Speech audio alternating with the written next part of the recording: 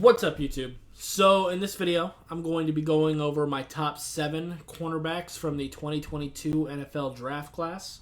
So starting off with number 7, Roger McCreary from Auburn. He's 5'11 and 190 pounds.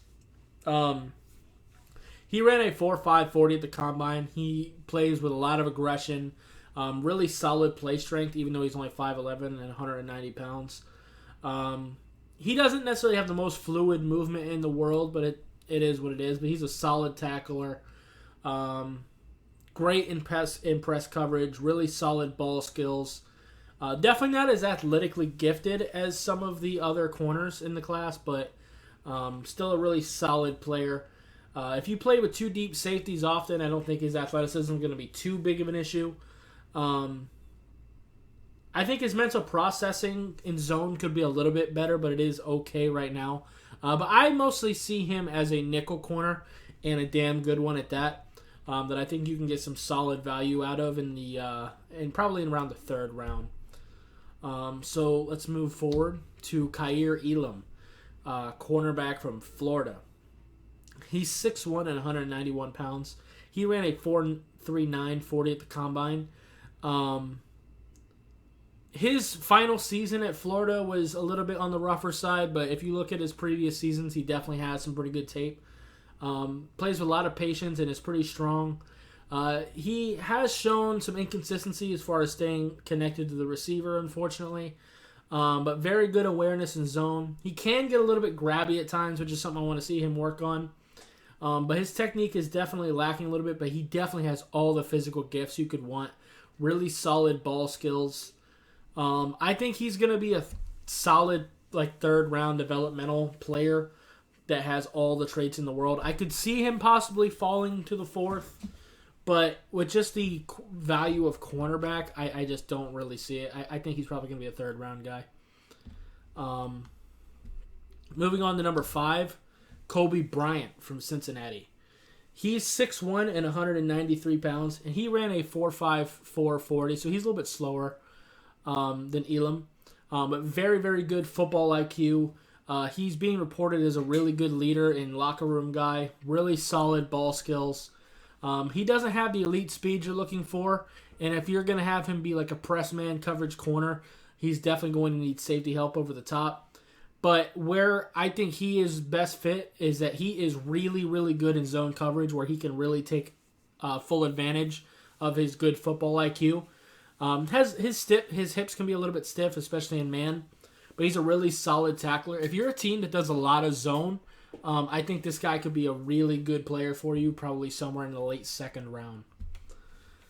Moving on to number 4, we've got Andrew Booth Jr. from Clemson. He's 6 foot and 194 pounds. Very, very competitive player. Really good at press coverage. Limited starting experience, so that is a thing, and nuanced route runners seem to give him some trouble. But he's got good ball tracking, really solid ball skills. He can be a little bit grabby at times, so that is going to have some flags. He tends to overreact to fakes a little bit. Really solid tackler, quick feet, really smooth back pedal. Mental processing in zone definitely could use a little bit of work. And I do think he has the speed necessary to be a really good man-to-man corner. And I think he could definitely develop his zone coverage to be pretty good too. He just needs some more experience. Moving on to number 3, Trent McDuffie from Washington. He's 5'11 and 193 pounds. He ran a 4.44 40 at the combine. Another really, really competitive player. Very willing to hit. Good ball skills. Has shown the ability to play outside or in the slot. I think he has a very high floor. I think he steps in as a pretty good player right away. Anticipation could be a little bit better. He is a very aggressive player, and he is going to give up plays sometimes going for the ball.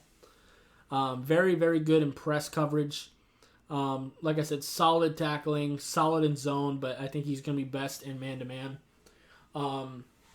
I see him as a really solid mid to late 1st round for him. I just see him as a really, really solid player. So moving on to my number 2, Sauce Gardner. He's 6'3" and 200 pounds, and I could see why some people have him as their number one. Obviously, you guys probably know my number one now is Derek Stingley, and I'll talk about them both individually, and then I'll talk about why I have Derek over Sauce. So anyway, Sauce Gardner, like I said, he's 6'3" and 200 pounds, so very good length right off the bat, and has the speed to match as well. Very, very competitive and very confident. Great in press coverage. Can be a little bit grabby at times, but that's okay. His footwork is okay, but could be better. Not a great tackler, I will say. Very, very smooth hips. He's solid in zone, but I do think he's best as a man coverage corner. Definite, like, early to mid day one talent. Really solid instincts. He is going to get some flags for you. Like I said, he can be a little bit grabby. And he accelerates right away to stay with his man. He's not going to try to bait people into interceptions or anything. And he stays competitive no matter how bad his team's getting their ass whooped or anything like that. He's always staying competitive. Just a really, really solid player. Moving on to Derek Stingley. So he missed a good part of the season with a re-aggravated foot injury. He has had some problems with injuries throughout his career. If you really want to see his good tape, unfortunately, you have to go all the way back to his freshman campaign. He is 6'1" and 195 pounds. But he has the length. He has all the speed you need. Not the best tackler in the world, but it's okay. I do want to see him work on that, though. Uses the sideline very, very well in man coverage. Has some solid ball skills. Really, really good footwork.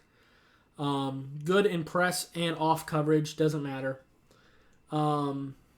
Really solid in man and is actually pretty damn good in zone too.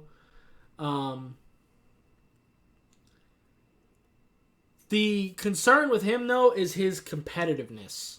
And also he, like I said, he has had some problems with injuries in the past. But there are a lot of games where he looks like he's just not interested. And that kind of does have some red flags. On whether or not he loves football. But when you see him go up against the best people in the country, he always shows up.